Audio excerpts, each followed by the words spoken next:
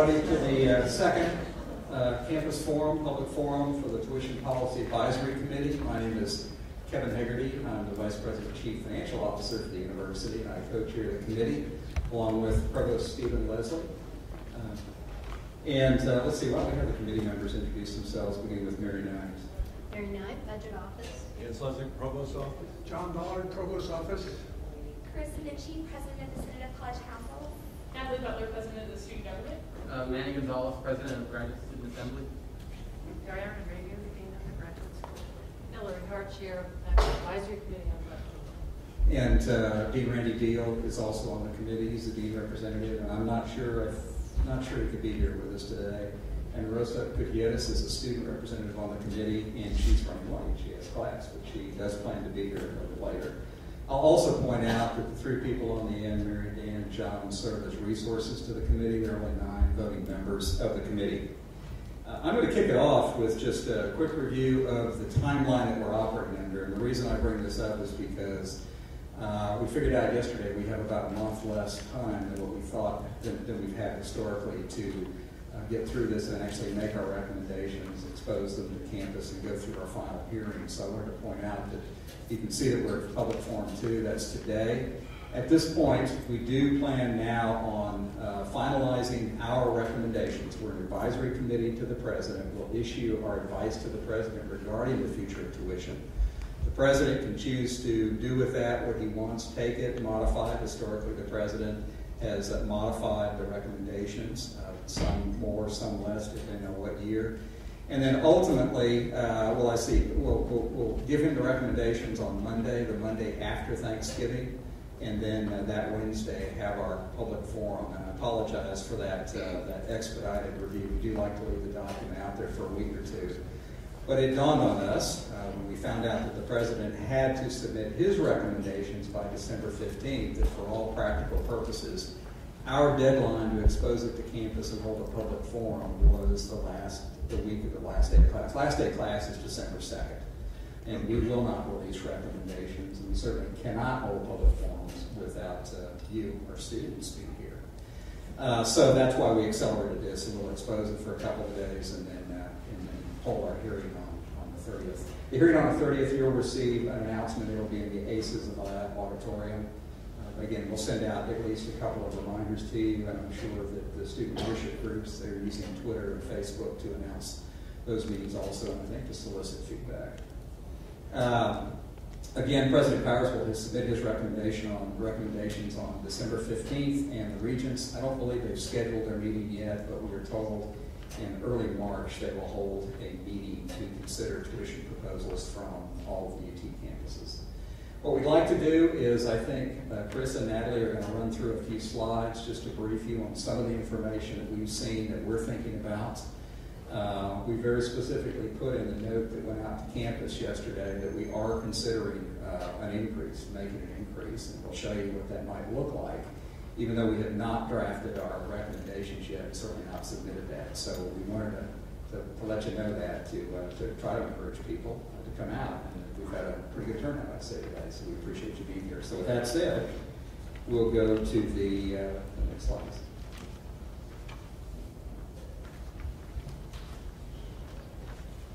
All right, so we're going to take a look at the future funding needs. I know this was the slide that was in the last TPAC Open Forum, so you can see here a lot of the academic core sources. This slide is specifically in this particular presentation to contextualize the discussion so that we can all remember that if we look at state general revenue, there was a $90 million cut there this year. And if we look from even 1960 to about now, they now compose 24% of our total income, whereas previously it would be about 80%. So that's just kind of something I'd like to point out to kind of add context to the conversation. But I'm going to go through a few of the future funding needs, and these all came in terms of college instructional needs from the deans as well as the College Tuition and Budget Advisory Committees, CTVACs, that are run by students. So I'm going to give you a few examples of what this looks like. It's $14.5 million for 2012-2013, and then the $14.6 in 2013 to 2014. So a lot of the colleges, these are a few of the things that we saw across the board as being priorities for colleges. expanding course offerings and bottleneck courses, so a lot of those intro courses that you can't get into because they're all filled up. Advising was another priority that was determined, career services, summer bridge and summer course offerings. Liberal arts even threw out a suggestion about perhaps doing some kind of complimentary 6 hours of courses. I mean, I'm not sure the feasibility of a lot of that, but that was something that was thrown out as an idea on the table. Faculty hiring, and then of course support for teaching assistants and assistant instructors, academic support program expansions, FIGs, FRI, study abroad, things that have been proven to expedite four-year graduation rates as well as college readiness initiatives. Just kind of a note on this, both the college instructional needs and the central instructional needs all had to link back to four-year graduation rates. That was a directive from the Regent specifically. So I know a lot of the things I just mentioned don't include new innovations, or I know architecture had requested something for digital fabrication tools. A lot of that stuff is not included in this amount just because those are new innovative things that aren't linked to graduation rates, which was the specific directive from the Regents. And if we look down to central instructional needs, you'll see $16 million for both 2012 and 2013-14. Let me see if I can find the numbers on that. A lot of the things that they looked at here was hiring someone to be an enrollment management leader, and that would be just because of the new restructurings, someone that could take charge of the coordinating admission, recruitment and retention, financial aid, a lot of those discussions. So that was one thing that was addressed as a need, and these all came from the provost office. Financial aid and incentives was something that was taken into consideration. So how the institution helps students to pay for college. Universal tracking and e-advising systems, so some new innovations there. The course transformation program, which will help to create a pathway for students and ease them through their transition throughout the university, as well as classroom enhancement initiatives. So those are a few of the things, just to add some color to the conversation, that were thrown out as examples of both college instructional needs as well as central institutional needs. So then if you look down, employee fringe and facility costs, that was about $18.2 million for 2012-2013 and $18.5 for 2013-2014. And then student services needs was about $800,000 for both years, 2012-2013 and 2013-2014. And Natalie can provide a little bit more context to that if you have any specific questions of what that proposal looks like. This, as you can see, total needs now equal $49.5 million for 12-13 year and $49.9 for 13-14. If you look to the net funds available, and this is the money that we got from the state as well as from the AUF and a lot of those available sources. So that's $19.2 and $1.9 million for the following year, just because we're not sure of a lot of what that would look like in terms of the market, what the legislature will reappropriate. So if you look at unfunded needs, we're sitting now at $30.3 and $48 million for the following year that are left unfunded, and this is stuff that cannot be covered by the state or AUF or any of that. So things that are not accounted for in that list of priorities that was listed above. So as you can see from this, the situation is pretty grim.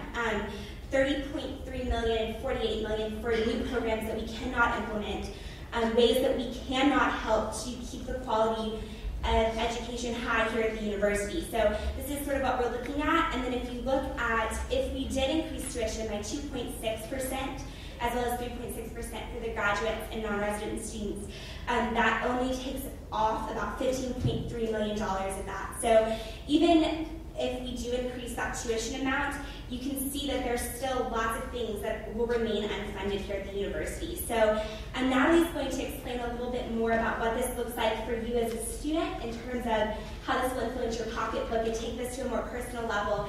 But this is sort of the background of what we're considering. We're considering the first slide that was shown with the cuts from the state. We're considering that all of these things are things that were identified as need and things that we cannot address here, even if we were to increase tuition. So Natalie's going to provide a little bit more on the personal story.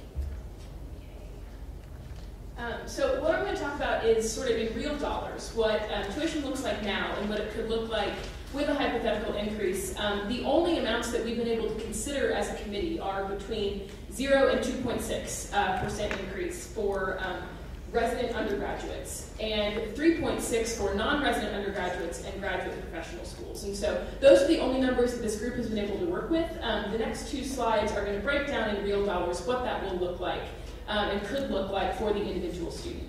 And so this is a potential breakdown. I'll go through some of these numbers for the 2012-2013 academic year. These are broken down by semester, and the most important column is the last bolded column on this side. I think that's the most important one. So this is a per semester total in the increase that you could be paying next year. It hovers between $121 and $140 per semester in additional tuition over what you're paying now. 121 will be in liberal arts, which is the college with the lowest tuition, 140 in business, which is the college with the highest tuition. Because we're taking a percentage increase of what the tuition is now, so it depends on the tuition rates at this time. So those, I want you all to keep that in mind, and I really hope that these numbers, this is to me is the most important information we can talk about today. I really think that this should color the rest of our conversation, because it is as a committee, we're really talking about the impact on the individual student.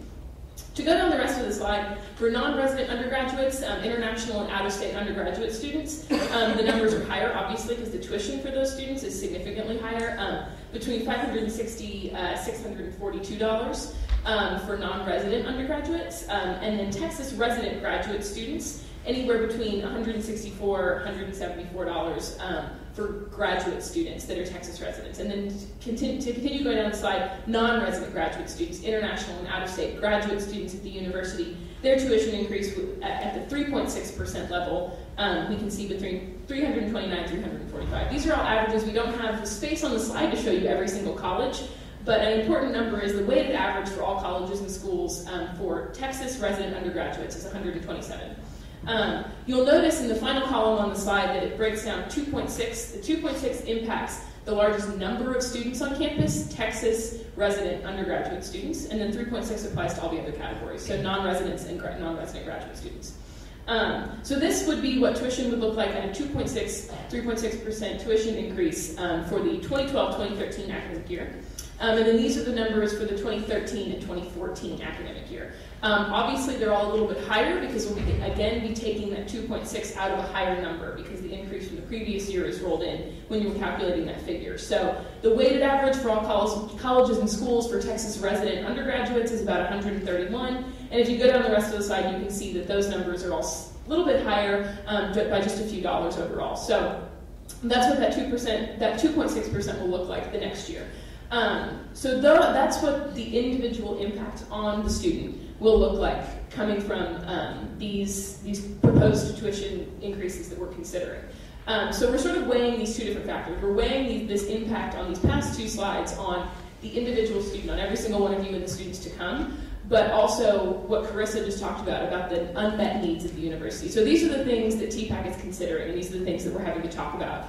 And I hope that once we turn it over to the group, this is sort of the end of our presentation and the info that we want to give you, unless I'm missing anything. This is sort of the end of the information we want to present you with. I'm going to leave these slides up here. We can click through them as you'd like, but we really want to hear from you. We give you this information, and I think that now the purpose of a forum like this is for you all to give us feedback. After this, there's not a public opportunity like this for students to come speak to the committee. We'll have to go back, write a report, and submit it to the president. So take advantage of this for the next hour or so and give us feedback and ask us questions, because this is showing you how it will impact you and your peers. So thank you so much for coming, and I think at this point we are going to take questions and comments. And we will post these slides to the web, to the Tuition Policy Advisory Committee website as soon as we can after this meeting. I apologize for the slides being somewhat of an eye chart. But we'd like to hear your comments, any questions that you have. If you do have them, we ask you to step to one of the mics and let us know who you are and fire away.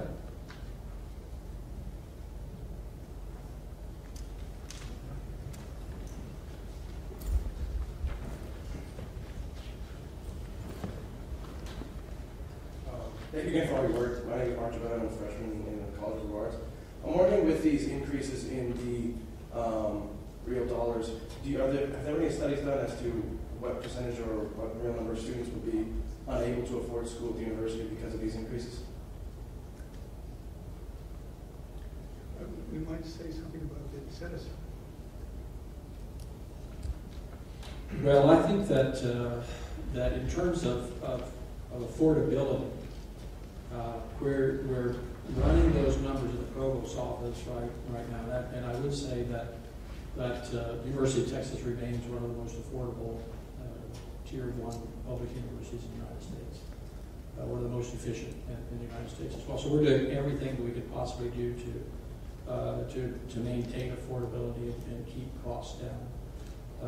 We want this to be a university that is a place where students from all walks of life and all levels of economic income can come. Is it tough for some students? Yeah, it is. I mean, we know that, and you know that as well. But I don't have an answer for you in terms of numbers of students who, at what levels who are having difficulties. What I can say is that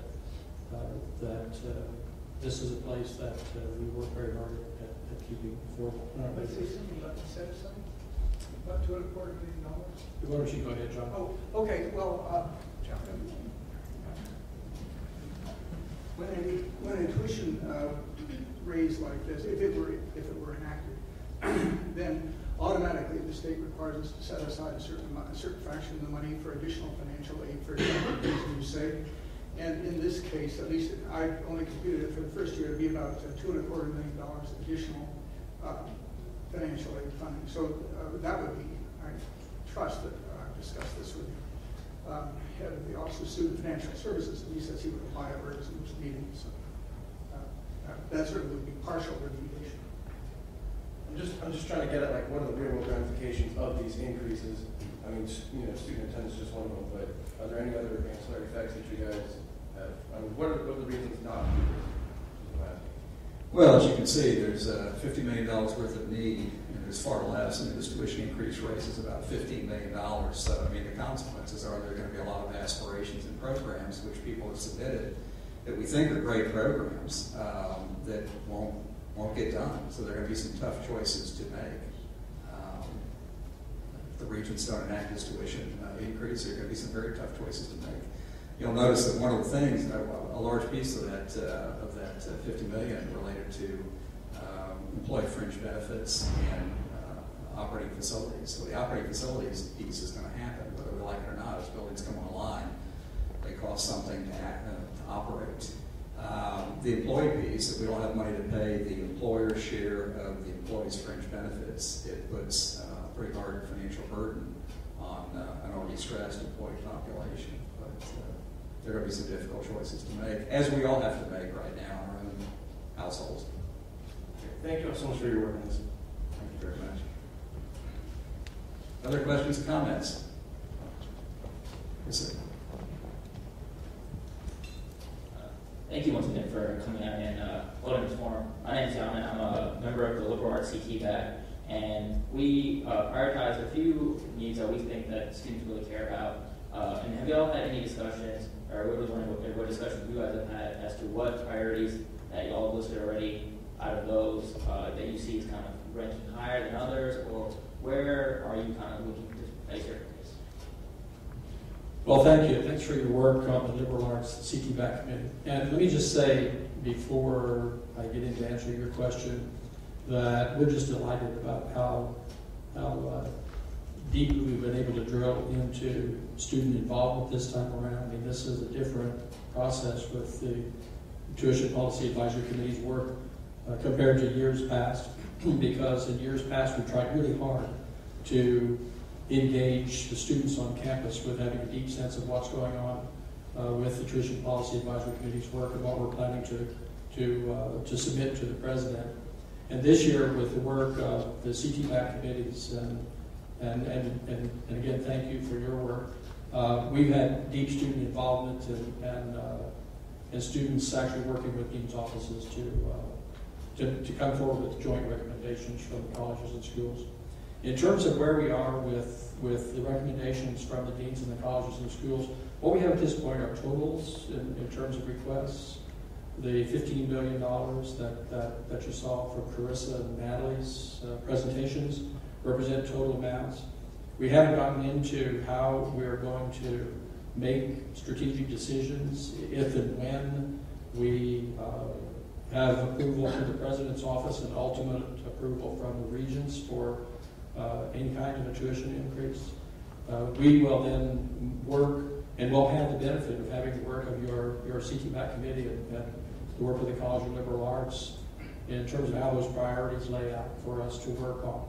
And we will be making those strategic decisions about how to best use precious resources to keep the university as strong as we can in the face of the declines that we have and the limited resources that we're going to have. But that's where we are right now. We're totaling up numbers that represent what we think are very strong and legitimate recommendations from the dean's offices and from the CTBAC committees, and then we'll get into prioritization of it later. And based on all the reports we got from the CTBACs, we recognize themes among all of the different priorities among colleges. And we had a lot of conversations about what those themes are. A few that stuck out, bottleneck courses are huge because that has a huge impact on four-year graduation rates. If there's a large class that students are unable to take because there aren't enough faculty to offer it, that delays four-year graduation rates, delays students getting through the degree plans on time. So alleviating the pressure on bottleneck courses was a theme across the colleges. Several of the others that stuck out that were mentioned in several career services, faculty, to just generally a need for faculty specifically in some special disciplines, and then advising. Those were sort of the main themes we saw. Different colleges had different specific things that they mentioned, but those were brought up in, I believe, every report from every college.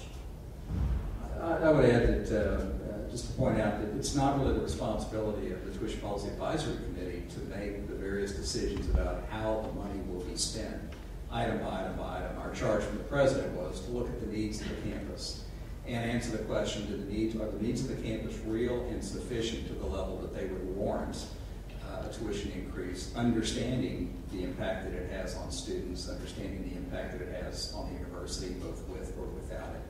What will happen is if there is a tuition increase, then those monies would come to the university, and it would be the responsibility of the University Budget Council, which does include now student representation, faculty representation, in addition to administrative representation, working very closely with the provost office, and the provost is also on that council, to really make the best decisions about which programs are the most critical for the university. Thank you. Hi, Kristen Thompson, I'm the University Library and Student Government. I think it's obvious by the turnout at the second TPAC forum that students are really appreciative of the engagement that you all are considering prior to your recommendation. But what are you all going to do post recommendation to the President to keep students engaged? Well, I think that one of the things that Natalie and Carissa assured us about yesterday was they were going to stay very actively engaged in their responsibilities, the committees that they sit on at the university level, whether that's PSAC, whether that's University Budget Council, et cetera, et cetera. And as the provost mentioned, we are just enamored with the CTBACs because even though it's the first year and there are a lot of stops and starts and some are better than others, our intention is to continue to make that better and better and better. And to do that, we think that those committees need to be active in the month-to-month, quarter-to-quarter activities and decision-making within the colleges themselves. So we intend to continue to push that and ask the CTBACs for their counsel when it comes to spending decisions, allocation decisions, and those kinds of things. Much of the CTBAC's work isn't quite done yet, and they'll be working all throughout the year, but a few of them even have town halls that are coming up, just relating more to student priorities generally, and not related necessarily to four-year graduation rates, as well as just general budgeting things. Natalie and I have also had a lot of conversations about how we can continue to keep the CTBACs engaged in the University Budget Council and all of their decisions that they make, so we can ensure that college and student priorities still maintain on the radar there. And in my role on the Budget Council, I have plans next semester, and if there is a tuition increase and we do have the ability to allocate funds, I want to have sort of personal open forums with myself, if you will, open office hours. I mean, I really want to make myself as open and accessible as possible for students to come tell me what they think priorities should be, so that I can represent those in that capacity. On top of that, planning to go speak to student groups and sort of try and hear feedback all over the place, and weighing all those things against each other. I can't think of a better way to do it, y'all people, but if you think of one, let me know. but just trying to make myself as available as possible to represent students well in those conversations. And I might add that as we go forward after this recommendation, from the provost office, I'm going to continue to meet with the Senate of College Council and with student government leadership we meet on a monthly basis, and we'll continue to do that. One of the nice features, I think, of the CT-back committees is that the student membership is staggered, so that we're going to have persistence in historical understanding of what has happened with those CT-back committees. So there were members of that committee that will go on for more than 1 year. So when we meet again in 2 years, there will be historical memory of what has happened, and so that will be able to carry forward on these committees. That'll be helpful. On the Tuition Policy Advisory Committee, one of the things we've talked about every time we deal with tuition policy setting is that on a biennium basis, we have students who are coming in to the committee and having to work really hard to get brought up to speed because they haven't had exposure or experience with it in the past. And they're fabulous every time, as they are this time. But having these CT-back committees, I think, will help us because we'll keep the student body engaged. We will continue to work with the colleges and schools through these committees on budget-related issues and priority setting from students' perspectives. We'll be able to get a better sense of what's happening in ways of having educational success and student experiences from a broader perspective of students in the colleges and schools. And then as we go forward, we'll be able to persist with a better kind of historical perspective as we engage the next TPAC 2 years from now. Thank you. Hello, Courtney Sanders, second-year government major. Thank you again for being here today. It's really admirable to see everyone here and ready to listen to the voices of the students. I have a two-part question. The first part is a comment almost about the priority. I noticed that a lot of subjects has been replaced or taken out as far as the curriculum, such as Greeks, and a lot of great colleges have taken physics out of some of their programs. My question is, with the tuition increase, how is that going to jeopardize some of the academic majors that are on campus, and will we have to look forward to the much needed tuition fees that are for the students versus those are for the studies, and how would that conflict each other if we're trying to save a study versus having a student organization funded by the University of Texas? And the second portion of that question would be disbursement of the financial aid. I remember one person mentioned that tuition is, once it is raised, that you have a part set to the side for those who are in financial need. How would that be dispersed if some were in the academic level versus just poverty level? And would that be fair, or could you explain a little bit about that so that we know that it's not just a little money set aside just for certain people, but it can be dispersed to everyone? Well, as to the first question, I think that by Regent's rule, all of the money that will be approved, if there is money to be approved, will be used to help facilitate four-year degree planning processes and tracking toward degrees, and to help to support structures within colleges and schools to help facilitate timeliness in terms of getting through the courses that you need. In terms of the availability of degree programs, those are things that we'll be working with colleges and schools on as going forward. And again, as our Chief Financial Officer mentioned, the Tuition Policy Advisory Committee is charged with setting recommendations for tuition, and then later the provost, along with deans, and the academic leaders on campus will be working on these issues.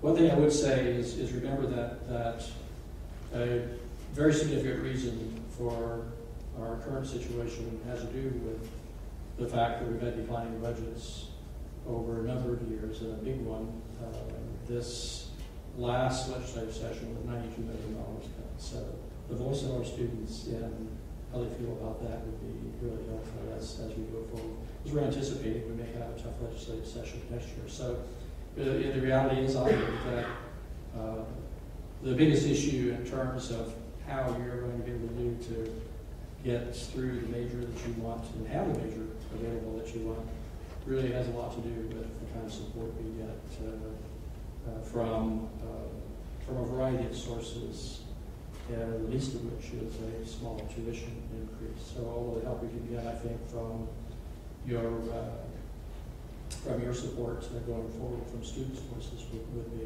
very, very helpful. So your second question, did I answer your first question? Okay. And I do agree with Natalie, by the way, in her comments that our focus and the focus of the deans in regard to the recommendations that have been submitted to the Tuition Policy Advisory Committee have been focused on strategies to create efficiencies and having students move through courses and having more courses available and more time in the student group. That's been a key to the college and school recommendations. In terms of the 20% set aside for tuition, a lot of that is need-based, and so that is the way that would largely be managed is set aside for need-based scholarships for students.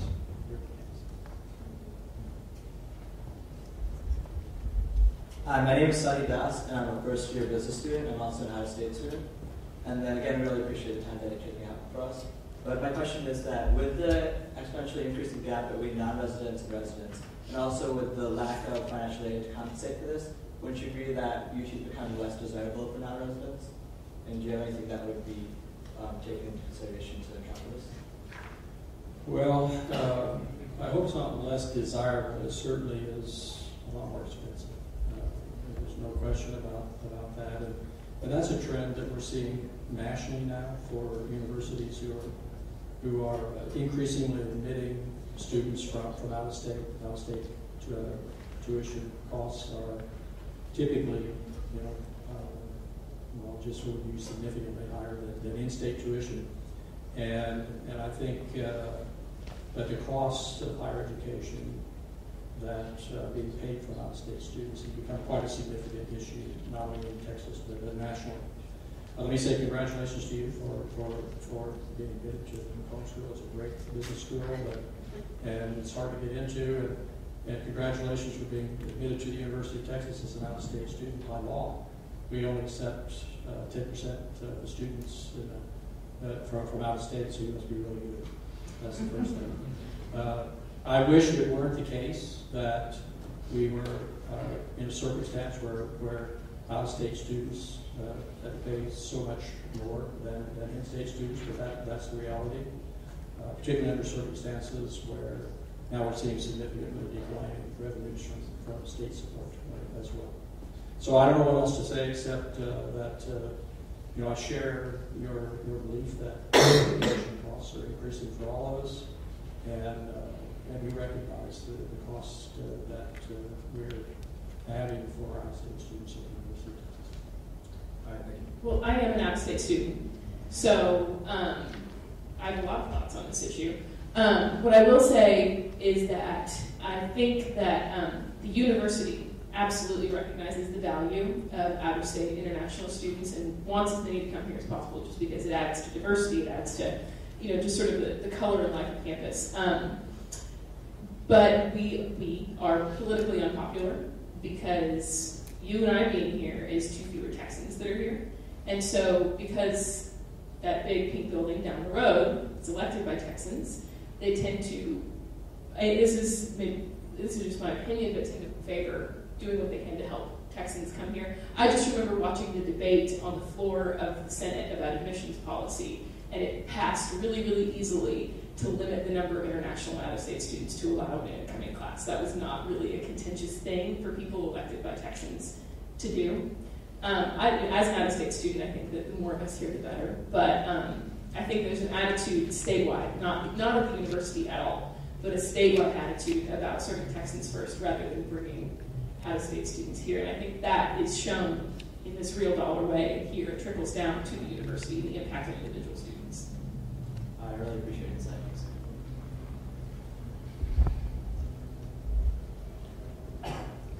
Hello. My name is Charity Chukwu, and I am a second-year journalism student in the College of Communications. I have a few questions. Do these forums help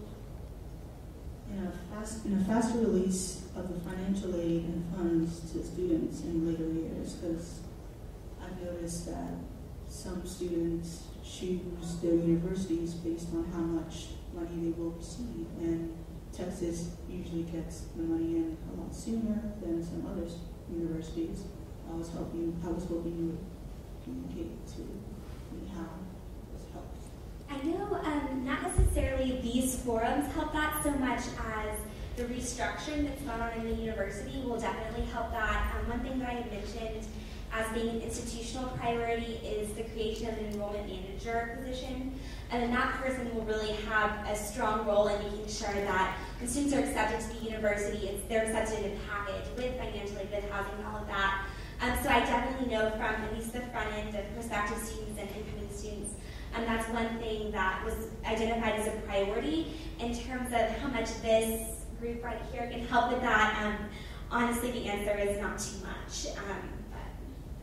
So I hate blaming the legislature for everything, but this year in particular, this past academic year, those notifications as far as package were delayed because the budget from the legislature was delayed. They went into special session, took longer to deliberate the budget, to finalize the budget, and that pushed back the university knowing how much they had to allocate and the allocation process the university had to go through. So because the entire state budget was delayed several months, that delayed getting out those notifications to incoming students. So that was a part of it, not everything, but that is a part of it. Thank you. My second question is, what about a redistribution of funds within the university to even out, what is needed from students' tuition? And by this, I mean some areas, some schools receive more money than other schools in research and other things. How come it's not more evenly distributed between different schools? Instead of focusing on, let's say, the College of Natural Sciences or business, which a lot of students. I would say that certain schools request and identify different needs than others, so a lot of that has to do with that part of the process. And now we can talk a little bit more about UBC's role in prioritizing those things and the things they take into consideration. And as Vice President Hagerty mentioned, this group doesn't really necessarily deal with that. In the past, this group could call for tuition differentials, which the Regents had not allowed this year. So in the past, that could be a lot of the reason why some schools were getting more money because their students were actually paying more. So now we can clear up a little bit more, though, on how UBC takes priorities into consideration. Yeah, and one thing I would say on that is that when you look at the overall budget of some of the colleges, natural sciences is a great example. Tons of their money is, in that overall budget, is coming from research grants, and that has nothing to do with your tuition. So large chunks of money. Y'all might be able to clarify numbers more, but huge amounts of money in some of the colleges are from grants that go toward research. And so the way your tuition is allocated to the college is not necessarily represented in the overall size of the college's budget. So I think that's an important note to keep in mind. And then as far as moving forward, this is my first year on the budget council, but I imagine that we'll sort of go through a similar process, but probably a more in-depth one than this group has gone, looking at the university's priorities and the college level priorities. I have a third question, but I'm going to not ask it because I feel like you guys will say that you guys don't really deal with that. So thank you for...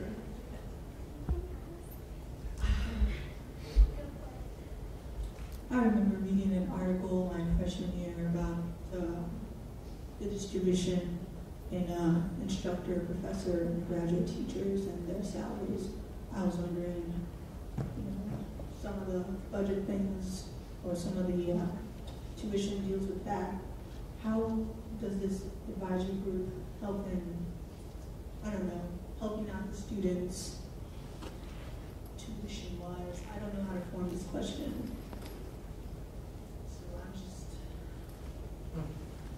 just... To clarify, are you asking if this group can determine which faculty members are paid higher salaries, or? No.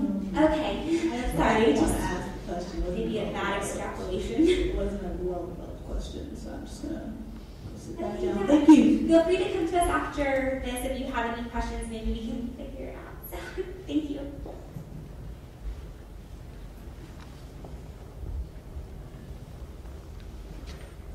My name is Millicent Campbell. I'm a third-year speech pathology student. My question is where will the $15 million left? Where would that come from? Or are we just not going to deal with that? Well, those are a couple of thoughts on that. One, is it are you talking about the 30 million that and the 48 million? Those are institutional needs in order to actually keep the university strong and move forward. And we will, if in the absence of that, we will have to continue to make priority decisions and reallocate resources into areas that keep the university strong. So the dean's offices around the campus are doing that.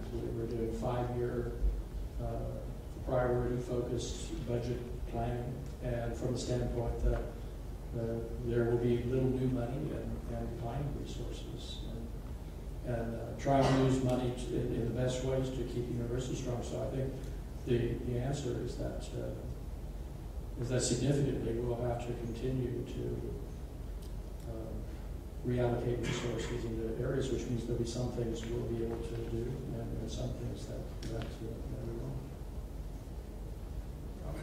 I would add to that, just to make sure we're clear. It's not that all those things on the list that don't get funded won't get done.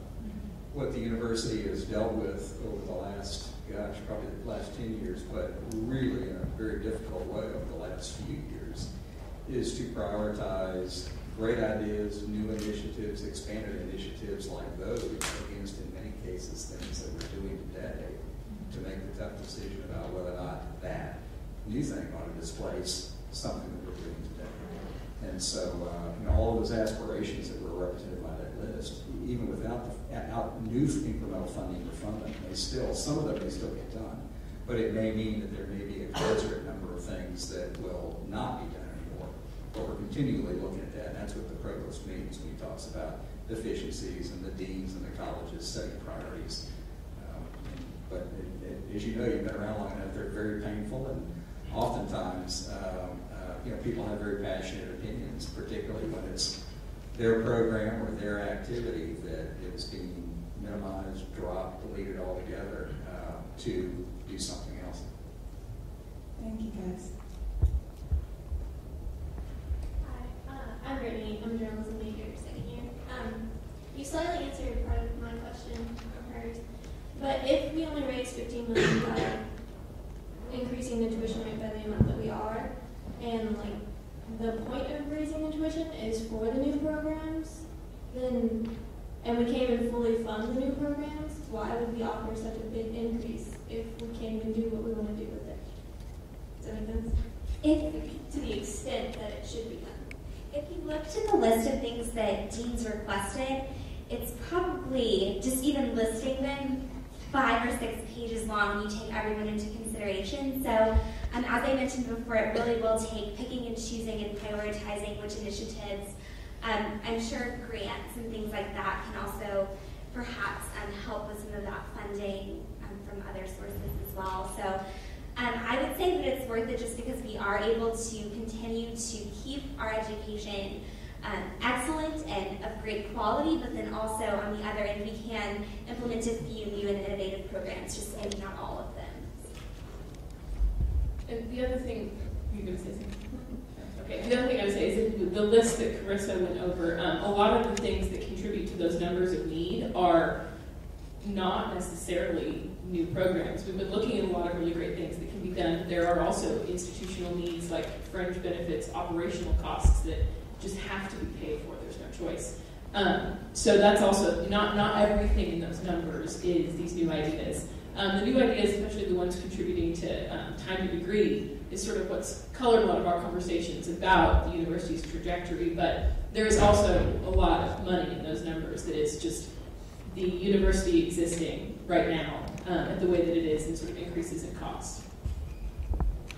You know, it still is the case that $15 million, if we're able to get the 2.6 and 3.6% increase, if that's what the committee ends up recommending, and all of you are supportive of that, $15 million is still helpful. And I might say that back at the beginning of this year, in January and February, it looked like we may not be in a position may not have been in a position to get anything.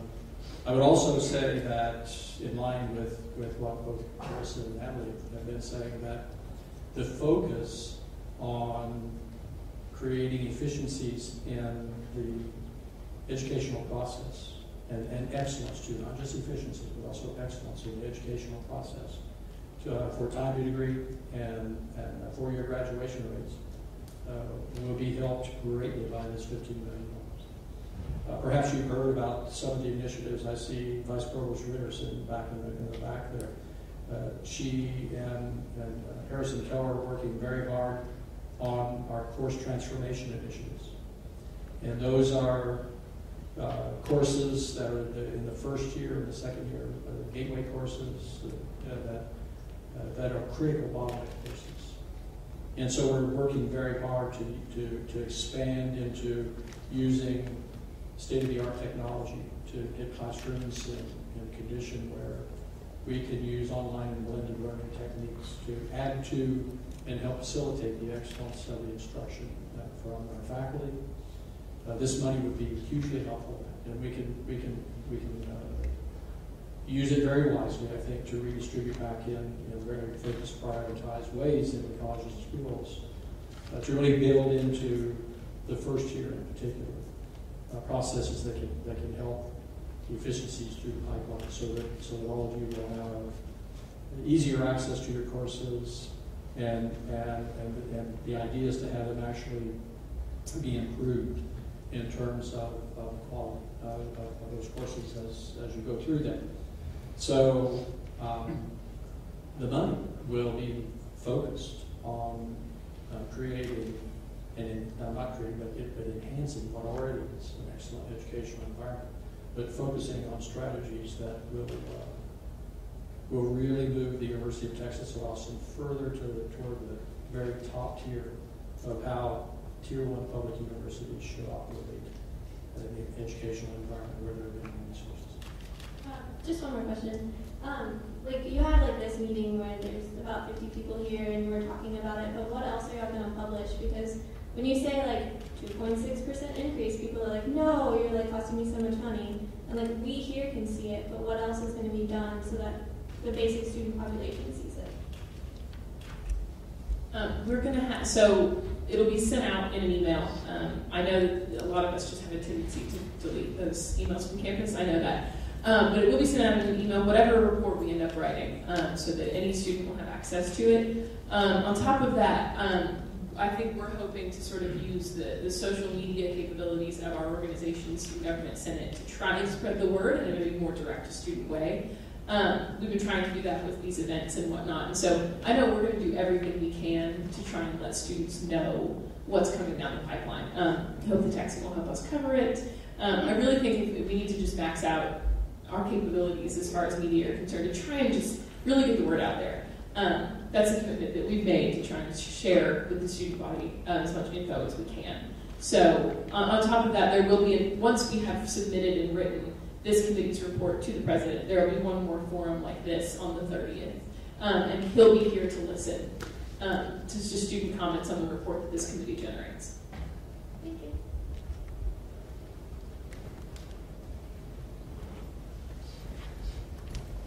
Hi, Michael Redding, School of Information, and I happen to serve on our CTVAC as well. First of all, thank you all for having these meetings. As you can tell, lots of people enjoy coming out. the question I have for you actually got posed to me, and I did not know how to answer it, so you guys get to have a shot at it. And it comes from one of our first-year PhD students, and she actually did her master's here as well. She's now in the PhD program.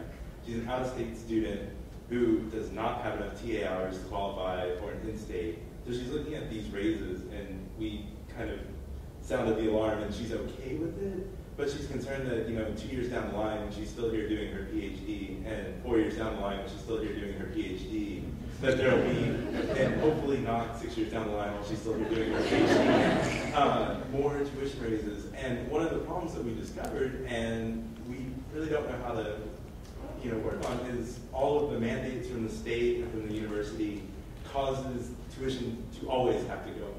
It's not going to go now. Maybe it'll stay steady. But has there been sort of any talk amongst y'all? I mean, I know that's not really sort of your, charge to sort of try to manage the level of how much has to come from the students, because it's not sustainable at the moment from what we've been able to tell. Well, I would just say that we're very concerned about what you just said. I mean, we talk about this a lot. We work on efficiencies always, and we recognize that with in Texas, and this is what I've said this earlier, that it's not just Texas, it's all around the United States, that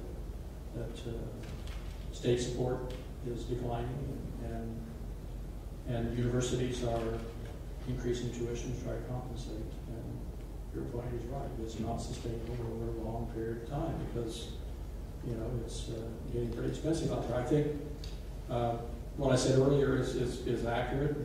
That this is a university that has for a long time been very concerned about costs, and we have worked very hard to be one of the least costly, the top tier public research universities in the United States. That's not as much the case for out-of-state students. We were talking about that earlier with our Macomb School student that came to the microphone, and so it is a big issue for out-of-state students, and we all need to keep thinking and working on that. But our job is to, in terms of speaking on behalf of the provost office, is to focus on excellence, to make sure your degrees represent the highest level of excellence that you can get any place in the world, and it is that. And that we do that with the maximum of efficiency, with the greatest care for the fact that a lot of the money now, the lion's share is coming from students who can ill afford to pay these high bills, and from families. But to recognize that in the end, your benefit will be the great degree that you're going to get from the University of Texas and the life that you'll have as a result of that. So, number one priority for us is to keep this place strong, so that when you finish and you get your degree from the university, from the high school, which is one of the top schools of information in the United States, that you'll have something that will benefit you greatly. I'm glad to see that there's a graduate student here in the forum. I know that we're oftentimes siloed and we don't come out to these things because we're so consumed with everything that we're all doing in our own departments and everything. And so while I appreciate the vast amount of undergraduates who are connected to see graduate students, it's really, I guess, comforting to know that people are in tune with the realities that face master's and PhD students and other programs as well. I guess there is no combating the increased tuition right now, though the only thing that we've discussed is trying to address graduate stipend levels. And I know it's been on the table for quite a few years now. It's been an item that the Faculty Council has been looking into, the Graduate Assembly, the Graduate Student Assembly have all been looking into. The issue that we run into is that it's a zero-sum game right now. In terms of, well, if you're going to be taking or giving to one, you're going to have to take them somewhere else. And so that's a juggling act that it's really tough to discuss in terms of, well, we could increase stipend levels to match the increased tuition, but we'd be offering fewer assistantships, and stipends. And so it's a complex, I guess, issue, and whether or not that's the route we go, that's a different discussion, but that's something that we've talked about, and we're trying to alleviate the issues that PhD students and then master students, both in-state and out-of-state, are facing. And I would just point out that while it may not seem this way, the recommendation to increasing tuition by the university is really an action of the last resort. We look for every opportunity to keep our cost base as low as possible, delivering the best product, the best education that we possibly can.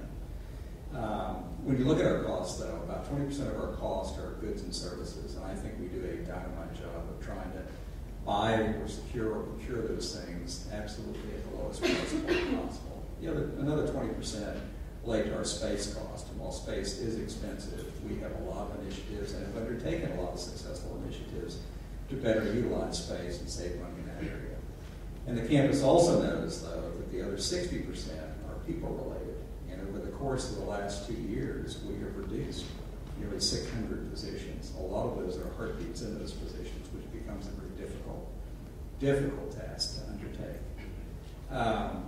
But nevertheless, I want you to know that we focus on that, and we focus on that very hard. The real conundrum that we have is we know that this can't be put solely on the backs of students forever. It is becoming increasingly expensive. I know that personally. My son's graduating, both of them graduated in May. So I do that, one for 7 years and one for 5 years through their graduate programs.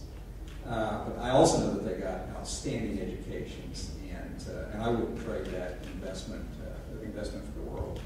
As a financial officer, the difficult thing that I have is if I ask you the question, are your expenses to run your household, utilities, food, all that kind of thing, are they more expensive than what they were 10 years ago? Of course. Mine are too. It's the same way. So are the universities. But yet the contribution that this state makes per student, inflation adjusted, is less today than it was a decade ago. The fact of the matter is,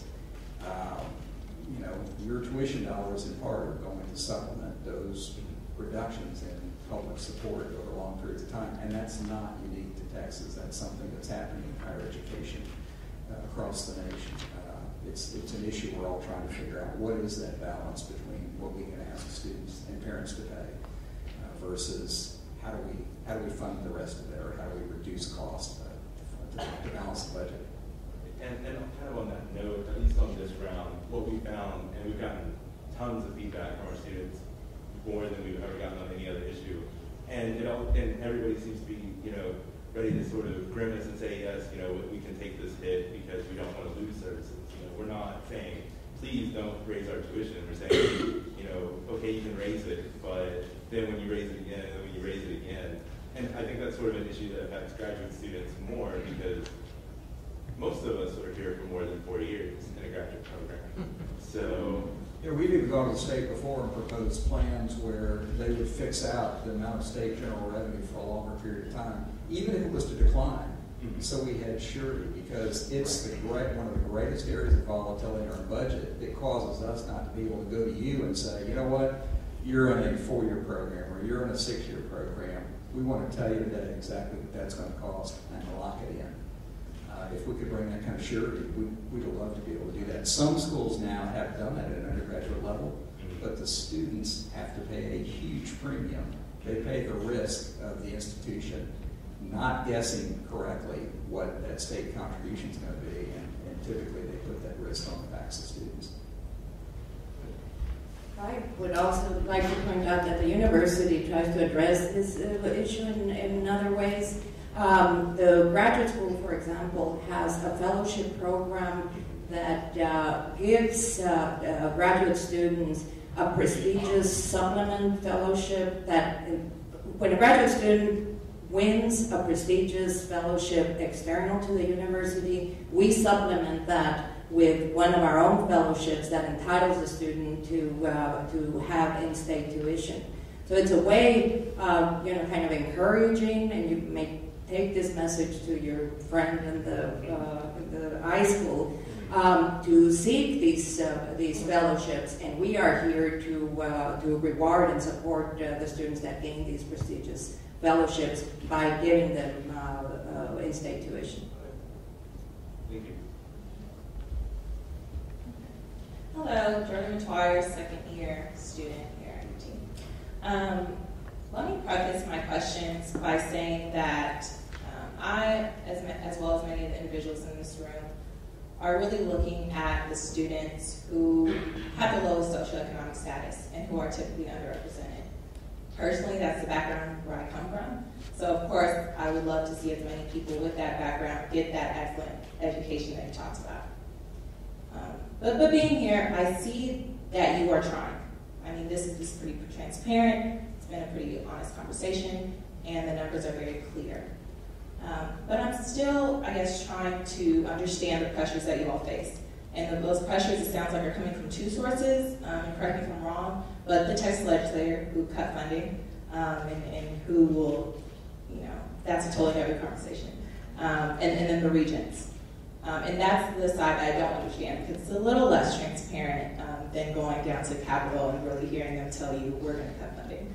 So with the regents, you mentioned before that there's this push for a 4-year graduation rate. Can you kind of explain their reasoning behind that? And I mean, because from a student perspective, you can understand how it kind of seems like they're encouraging us to get in and get out as fast as we can. And for a student who may be the first in college, I'm sure you can understand that that's not as easy as it may sound. So first, that's my first question. And going off that, just really explaining what other pressures the regents may be placing on you. And then my second topic is really on this enrollment manager position. Is this a new position? I mean, and if so, this is going to require a salary. And if that's going to be additional funding and additional fees that this person needs, have you all looked at other areas that can compensate this enrollment manager? Whereas, if it's going to be someone who does enrollment, recruitment, retention, instead of making this one position per se, have you looked at, incorporating and consolidating different campus entities together instead of raising a fund for any person?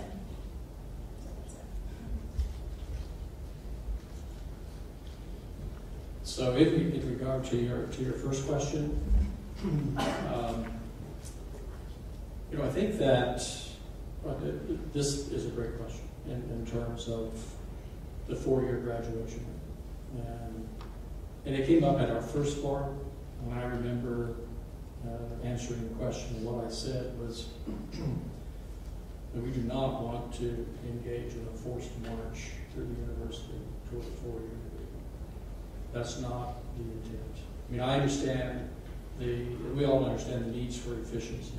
The more we can enhance efficiencies, then the better we're going to have for students having a more affordable education, an excellent education, and then getting out into the workforce so that you can actually start your life.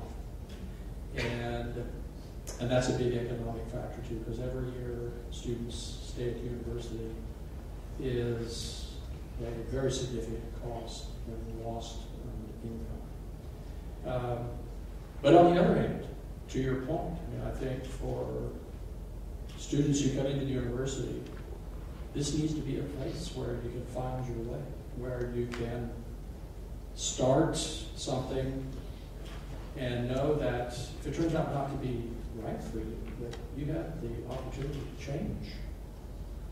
That's what public higher education is all about. It is what it should be all about.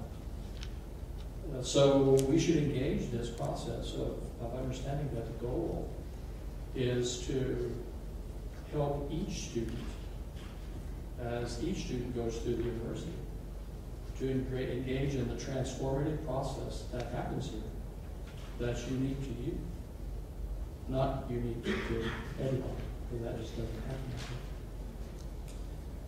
So that is that I think is the balancing act. How do you engage in the process of understanding the great value is that we have great students and they are in the presence of great faculty.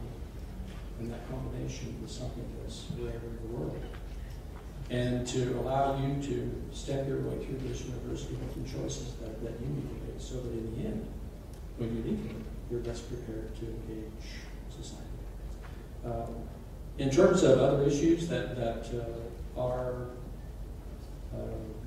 outside influences, I think that the pressures the university is under right now has a great deal to do with the fact that society is looking for efficiencies and cost savings and greater access, and we're working really hard to balance that against what we think are the fundamental principles of Tier 1 university excellence, and that is outstanding faculty, recognizing that the research environment is a teaching environment, and the best place to have transformative experiences for students coming through is at the university, is to have those transformative experiences with world-class faculty. And that's a different thing than exclusively focusing on affordability, access, and efficiencies. There is the excellence piece that needs to be considered. On the note of four-year graduation rates, as to your question as to why that's something that's been driving the conversation, I don't know if we're equipped to give that answer because it's the directive that we were given. So much of the conversation in the past few months has been centered around efficiency and educating as many people as possible. And I don't exactly know how this works, but as far as purely resource allocation at the university, for every if there are 4 people that take an extra year, that's one person who can't come have the 4-year experience at all, just purely in terms of resources. And so the more people that graduate in 4 years, the more overall people we can educate at the university. I think that's part of it. As far as there's more to it than that, we're not the ones equipped to answer that question. But as far as why it's colored, we got that directive before we ever even met. So we were sort of, if you will, forced to consider that and only that. Because that's the directive that came down from the people that we have to give this to months ago. And so that's really the only thing we've been able to talk about. And they didn't ask us for our opinion on whether or not that was something we wanted to have to talk about, whether or not that's what we wanted to be the #1 priority. That was what was handed. And so it's what we had to deal with. I think if that hadn't happened, our conversations in TPAC might have been a lot different. But we didn't really have control over the way our conversations had to go in that way. I would just add that it was a given, so I agree entirely with what Natalie said. But having a similar background to some of the people that are our regents, while I can't pretend to know what's in their mind, my background was similar to a lot of them, and that is I spent my first 25 years after having left the university in corporate America. The last 5 years were, by way of example, at Dell Computer. And it is a truism that if I could take a production line and punch out more computers over that same production line at no increased cost, my cost per computer were less. And it works great at Dell because this computer is exactly the same as this computer is exactly the same as this computer. And so I understand that thinking. The challenge is this is not Dell Computer. We're not punching out computers. You're different than me, you're different than Mary or Steve, and we value that. This is an educational process. We all want different things, different experiences. We all learn at different rates, et cetera, et cetera. We're human beings. And that's what makes this business very, very, very different.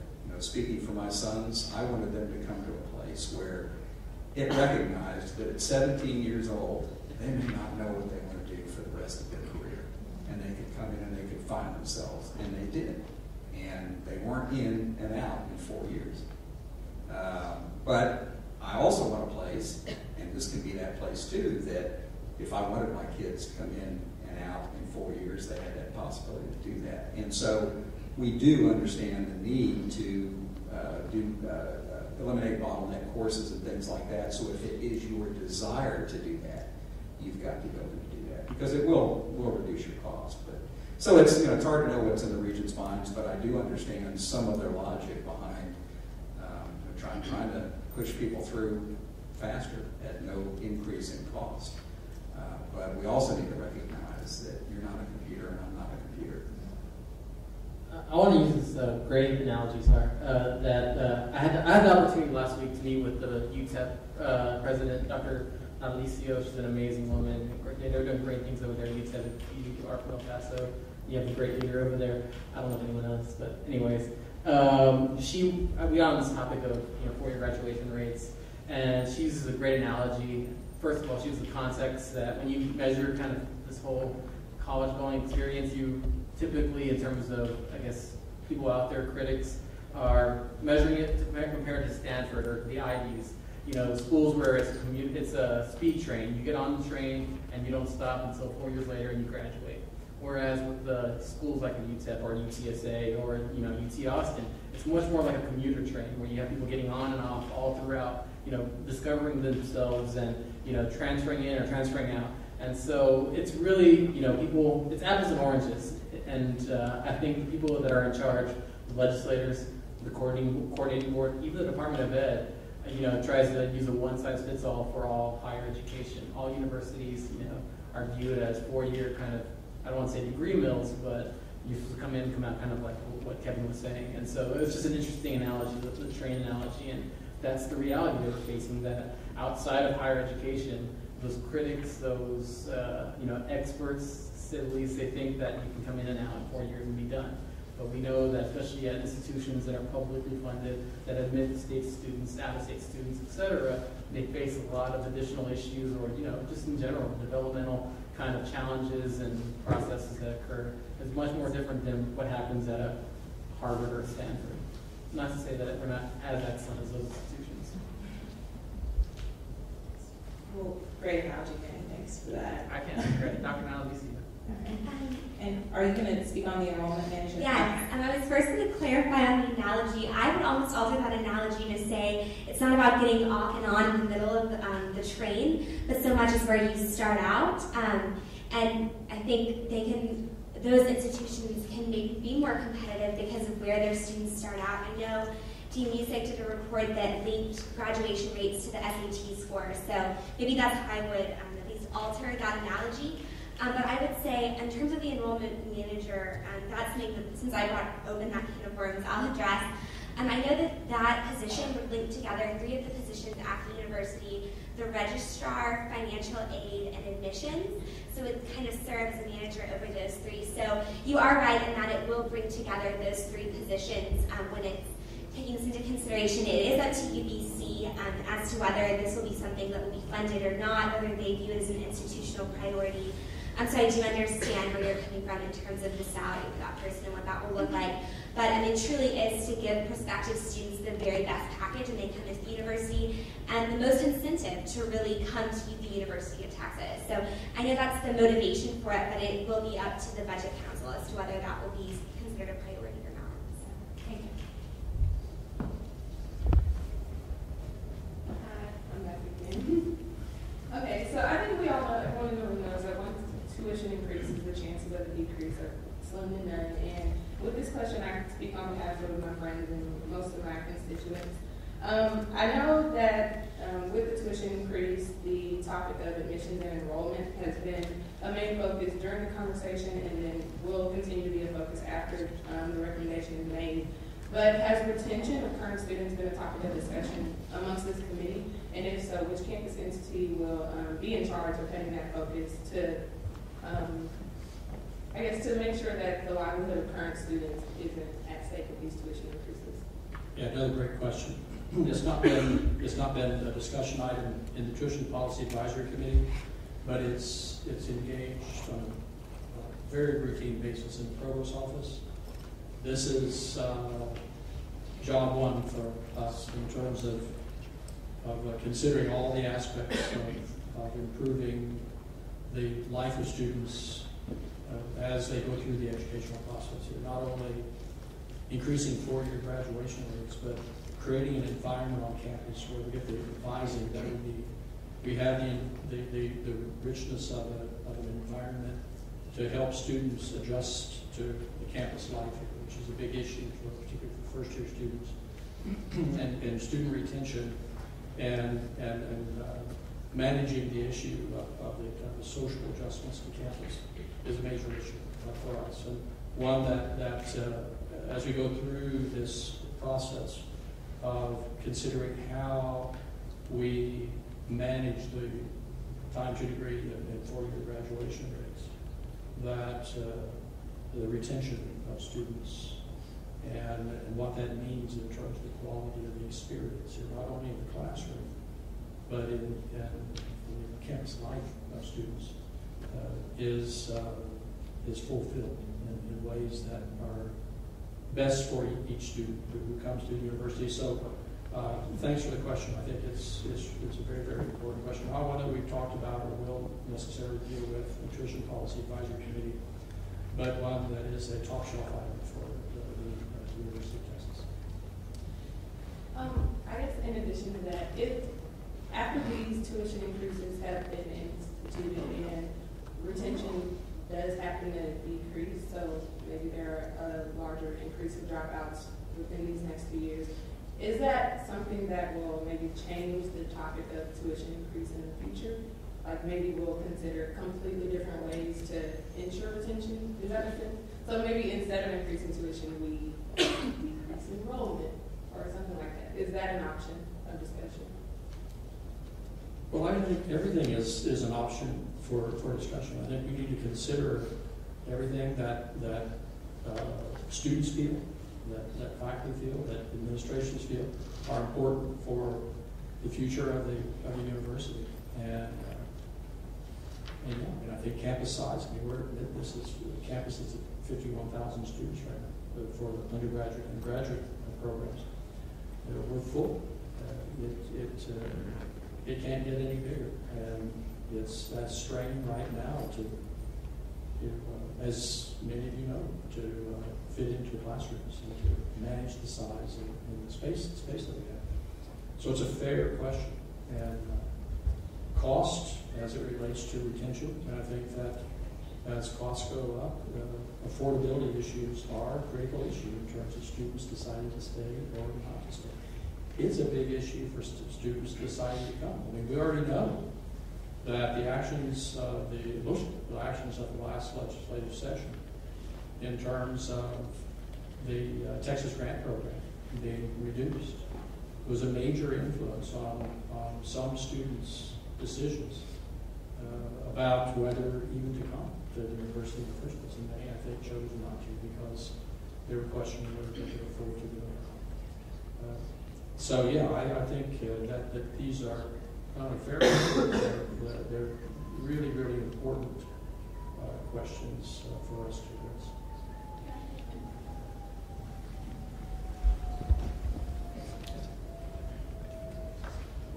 Being part of this committee, I'm a first-year student. I am also a minority, and with my background, so probably would have been like being a woman, being a minority, coming from like low-income community. It's like I'm telling you, within this committee that we're working on, everything we've discussed and the questions were brought up with that concept in the background. Like, what about the people that can't afford coming here? What about the people that struggle their first years? So I'm just informing you that these are some questions that we have actually been talking about. It's like even the concept of like tuition will be increased, but there will be also 20% money going into financial aid. So it's not just tuition increasing, that's it. You know, like the people that are coming in can't afford it, but there will actually be money allocated to the people to financial aid to actually allow people to have financial aid to come in here. And just with that topic, it's like we've just been discussing this like it is like the resources, the CT facts that they've reported, like what we're trying to prioritize is to actually create this diversity and allow the people that are coming in that probably would not be able to come in and retain them. I know like the advising, creating more advising, the bottleneck courses. We're taking all this into consideration with that background that there are some people that probably with the increases, so they can still come in here, but there are many people that without the increase are going to have, their parents are going to struggle, their parents are going to struggle. So we are keeping in mind that background of like that situation is happening, that situation is affecting UT being a diverse campus.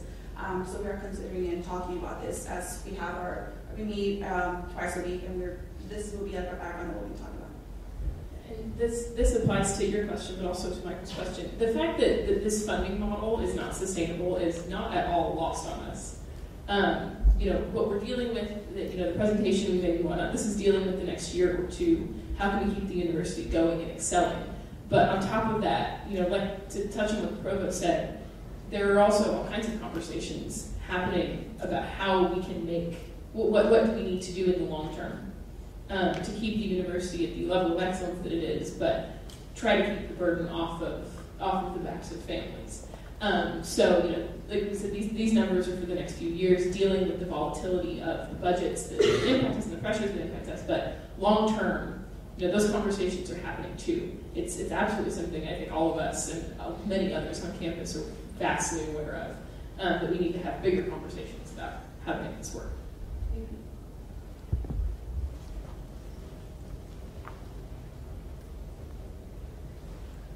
Hi, I'm Gwen. I was at the last CPAC. Good to see you guys. I'm the newly elected CT back for the school of social work, and we are undergoing some fundamental transformations. A lot of student input did go into our recommendation due to a change in deans. So I've been getting some feedback, still continuing in my position, and I don't think the students are totally against an increase. But for, our school sort of sits out over there, and I think we're underrepresented in the whole school as a total. And so I'm trying to figure out if an increase in tuition will affect all students. And so as a school of social work, what can we see for our money? What bang can we get for our buck? Because I feel like we're pretty underrepresented when it comes to the rest of the campus. Because we sit so far back, our campus is pretty old, we don't have hot water, our computers are dead and slow, we have to go on and on. And so we would see a tuition increase, but we're not seeing anything else. And so I think that's the concern of the students that I got through asking about how they feel about a tuition increase. Well, I'm going to talk to the Vice President for Campus Affairs. If you don't have hot water, you need to get that.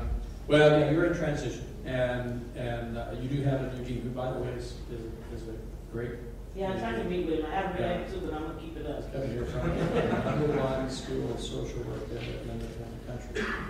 And what a fabulous team that you've had for these past 18 years. By the way, she's just been fantastic. So one of the strongest schools of social work in the United States, and a great university. And what I'll tell you is that I was the person who hired your new dean, and you run fine. Okay, I'll make sure to tell them that. So we just want to be representing the college, be more focal. The School of Social Work is an excellent program. I'm grateful for the excellent education I'm getting here at UT. And so I have one other question. Since the 4-year, I'm a transfer student, so I'm really not going to reap the benefits of the 4-year graduation retention rate. So I've been here one semester, so tuition is already going to go up. So for transfer students who's coming in, they're going to see that happen because they'll be again in 2 more years, and there'll be new people coming in. For transfer students, this is a major thing. Like, I'm a transfer student, a single mom, work, so I pay a lot for the opportunity to be here. So what can we, for us, what in the long run, what can happen? Because I don't see transfer students represented very much either when it comes to these kind of settings and when those conversations are going on. You talk about the 4-year students who come in freshmen, but we're transfer students, so we don't really get a lot of representation either. Well, you come in at a more advanced level, and hopefully your costs aren't any different than other in-state students. I think that a major focus for the future for the campus is going to be how do we work to manage, in many ways, to increase transfer students. And we're very interested in partnerships with community colleges, with other 4-year universities. And I mentioned Vice Provost Ritter and Harrison Keller. They're working very hard to build partnerships with other universities and community colleges around the state to enhance transfers into the university. So it's a priority for us, and we want our transfer students to have a voice. Now, the issue for 4-year graduation rates is that you don't count. That's right. That's what you're saying. That's what I'm saying. But that's okay. In terms of the 4-year graduation rates, the numbers that only count, maybe this is an important thing to say, is only the first time in college full-time students in the fall semester of the academic year. that counts and is tracked through the rest of the 4-year college experience. Any student who leaves to go to a different university, you transfer someplace to come here, you're counted from where you left as not completing. And for us, you don't count as completing either. Those are state records, but the key for you is that you're going to complete, and you're going to go on. So we're not letting that affect us. What we want to do is to be strong partners, to use the strength of this university to be a place where not only first-time in college students who are entering the fall semester of their freshman year come, but a place where if you prepare yourself someplace else and you want to come to the University of Texas at Austin, our door is open to you. If somebody doesn't want to count that student in the 4-year graduation, that's okay.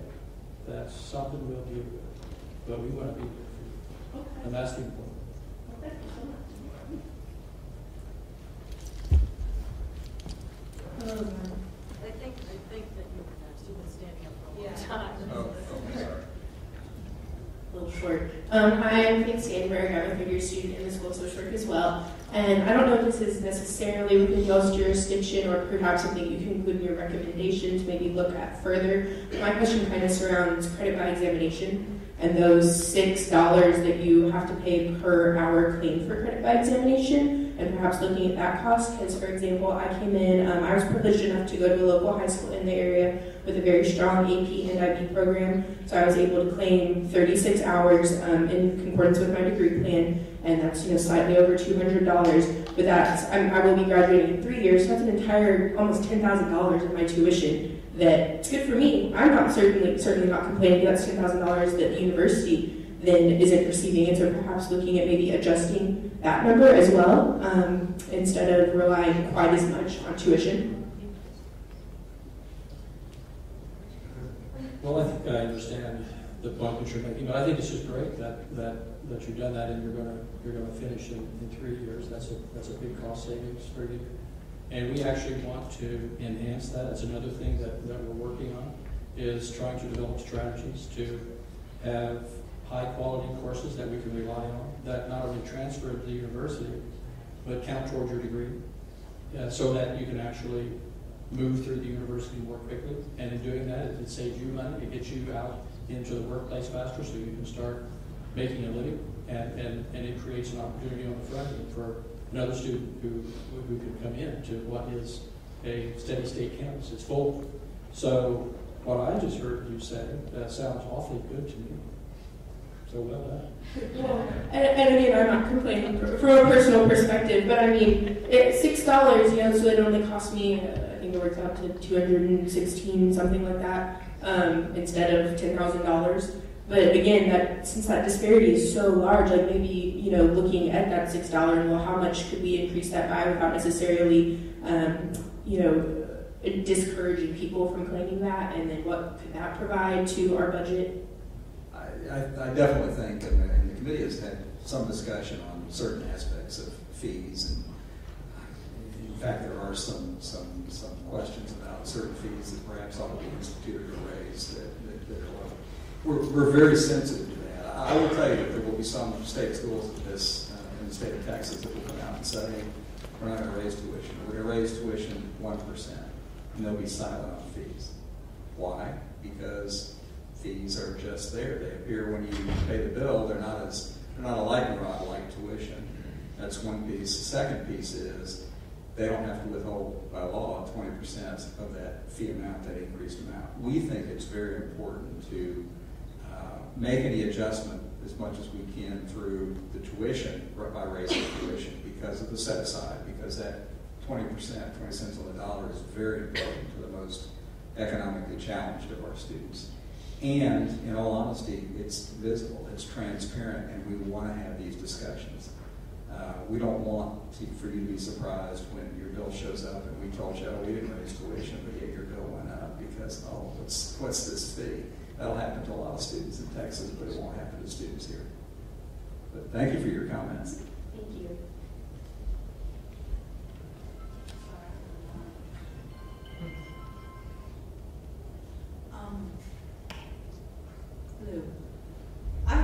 answered my question from before.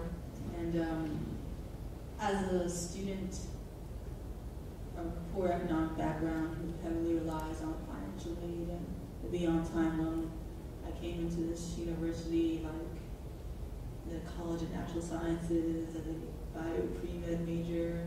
Then I realized way too late that that was not the direction for me.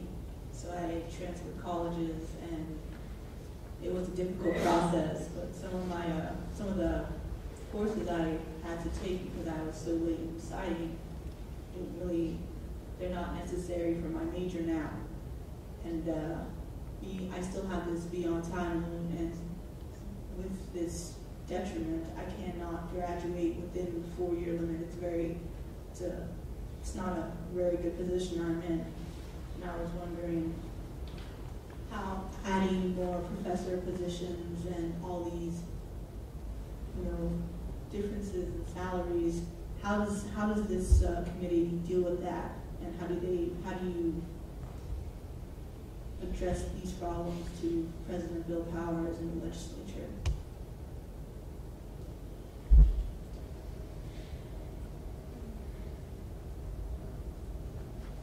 Well, let me tackle that one since no one else is. I'm not sure I have an answer for you. I mean, it really speaks to some of the issues that we've been talking about. And that is that with the current circumstances in higher education, students get caught up in exactly your circumstance. And, we want to try to help in any way that we can. The costs continue to increase as you go through your educational experience. And you go down the road in a degree program in natural sciences, and you switch into communication. Is that college communication? Those courses don't necessarily, they won't apply. So then you kind of start again, and it takes you down so you can go a number of hours. And it kind of creates the circumstance that we have, and we see that. I would only say that as you continue on, I hope you'll work through and finish your degree, because it will be worth it. And in the end, you'll have what many students have, or I had when I finished. And that's loans to pay off, perhaps, etc. But that's part of what we're trying to deal with, is how to best manage the environment, how to help students as early as possible through advising and through student cohort groups, to help students find their way as early as possible. And I think that there are efficiencies that we need to have in that area. And it sounds like maybe they didn't work for you, but we work on it. So, and I hope you continue on and get your degree in college communications. I hope so too. Could I ask for some clarification, Chair? You brought up salaries, and I wasn't sure the connection between not being able to get through in 4 years and faculty salaries. Well, some of the tuition is being raised to create new positions for, certain careers certain job positions that help students manage their time and effectively graduate on time.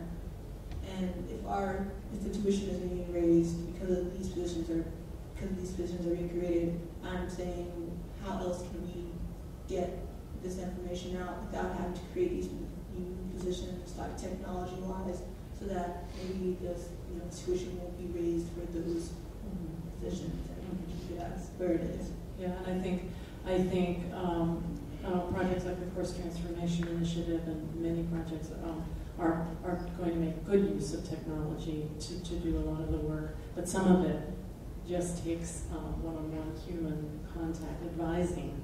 Online advising it's fine, and for students who know exactly what they want to do, it may just be fine. But for you, I suspect it was really good to go and talk to somebody. Oh, I did.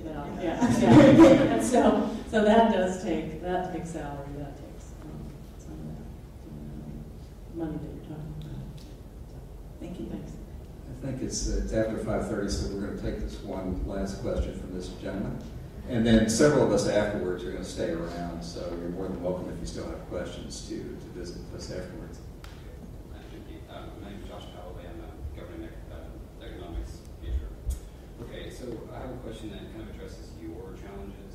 All this is about us, and so basically, there are time and consistency problems for us, for people getting into grad programs, for departments setting up initiatives. They don't know if that funding will be there. So everything we're talking about here is medium to short term, 5 years. That's as far as you can see in the future. I guess we're allowed to make a decision, but what do you do about the fundraising side of this, the legislative side, where they're causing this time and consistency problem for you, which is being passed on to us? So because they're not guaranteeing what you'll be able to work with, it's trickling down. So the long-term budget process, how is that going to be addressed? Well, I'll take a shot at that. I think that is the question in America in higher education. And that's not just private, or that's not just public, but I think it's also to a certain extent private. We continue to spend, and our president spends a tremendous amount of time, both during the session and after the session, talking to members, trying to educate members about what the situation is. If they want this, here are some alternatives that they might do to help us, whether it's surety or committing longer term to what they may or may not put into the institution, et cetera. But I'll tell you what, there's no bigger advocate on that side than our president. President Powers really spends huge amounts of time. Now, with that said, he invests a lot of his time, and we come away with a session where we've lost $92 million over the session. I hesitate to think, well, it's a loss. I hesitate to think what we would have lost without him having spent that time there. I think it was actually, given the cuts that were made in the state of Texas, it was actually, maybe perverse to say, but a win for this particular institution. But nevertheless, it's not what we wanted for this institution. And higher education in general, was reduced. That's not what higher education wanted. I think on the fundraising, again, I would say the same thing, that there's no bigger advocate, no person that spends more time on fundraising on this campus than Bill Powers. And I think it shows in the numbers. We had, August 31 is our year end. We had one of the best years that we've had in many, many, many years. As I recall, I think the institution raised something like $360 million or something like that, which, when you think about the times, and, regardless of what people tell you, I think we're still in a recession. But we're in very difficult times, whatever you call it. That's absolutely phenomenal. The challenge with that is when people give money to a cause, let's say to an institution like this, they want to give it for a very, very specific purpose. It's a program that they really like, or it's a hire that we're going to make that they want to endow the chair or things like that. And that's great, and that's noble. I understand when you put money in. They don't generally just give and say, you put it where the dollar is most needed. It's that discretionary dollar that's most precious to us, because many of the things that we're talking about are not the glitzy, glamorous, sexy kind of things. It's how do we replace the wires in the wall that are still cloth covered, not even vinyl covered from 100 years ago, to how do we pay the light bill? The assumption on the outside from the donor perspective is it's a state institution, that's a state obligation. And so they ought to take care of that. But if they're not taking care of that, then who is? So it's a challenge that we have. We're very blessed as a university to have somebody like Bill Powers and the team that we have on both the legislative front and the endowment front. And we're very blessed as a university, regardless of all the needs that you say. Goodness gracious, this is a tremendous, tremendous place for you and for us to have the opportunity to work here. And it's just challenging. We can see the aspirations that you have, the aspirations that we have. We can all see what this place could be. And we all have desires as both employees, students, and parents to provide the best value in America, an institution. They're forces that always contend back and forth to allow us to be able to do that. And a lot of times it's not pleasant dealing with those kinds of things. Donors out there that if we communicated, well, we need an hour department where you have some social media and demand for it. We've got talent, we can do things, and we can get information out there, so we can speak for ourselves and take on more of that burden from you, and you won't have to go out and look out and have to go out and plead this case. We can do it, I'm pretty sure. My advice to you is to do exactly what you and every student in this room has done today, and that is get involved, show up. There are so many opportunities. I mean, Natalie and Carissa, they are all over this campus, as a lot of students are. Every one of the colleges, for example, has a development officer and a development team that goes out and fundraises. You find your niche, find your passion within your college or within the university, because I guarantee the opportunity's there, and then do exactly what you're doing today, engage and get involved. Because I will tell you, when it comes to fundraising, I'll definitely tell you when it comes to the state legislature, your voice is heard. My voice when I'm down here, I think, many times legislators hear blah, blah, blah, blah. When you show up down there, you're a citizen, you're a voter, you're heard. I have one last comment to make on that. Absolutely, getting involved in development is huge. It's something I found really rewarding. Also, you mentioned the legislature. Think about the university, even in something as simple as voting. What does that vote you're casting mean for the university? There are also lots of things we need to consider when we vote, but that's a big one for me. And if it's something I can leave a lot of people on this campus with, is that especially if you stay in Texas, think about your votes and how they impact this campus, and think about people we're electing and how they impact this campus, because they have a lot to say. And then staying involved in that process, going down to the legislature, educating your peers on the realities of the situation, and sharing the information that maybe we've got today, and hopefully that we've been able to pass on, that has a huge impact. And staying engaged in that realm of it. Development is hugely important, but staying involved in that realm of it. Our relationship with the state is incredibly important. And it can be anything as simple as thinking about it when you cast your ballot, to going down there and lobbying and advocating on behalf of the university. There's a lot of different ways you can take it, but it's absolutely something I think that anyone who cares about the university has to keep in mind. Absolutely. Well, if you can think of a formal way to utilize this and you want to do something in the student body, let us know. Thank you, Josh. And thank you so much to everybody that's been here. This has been one of the best dialogues we've had, I think, ever. Some of us will do it once. If you have questions, please stop.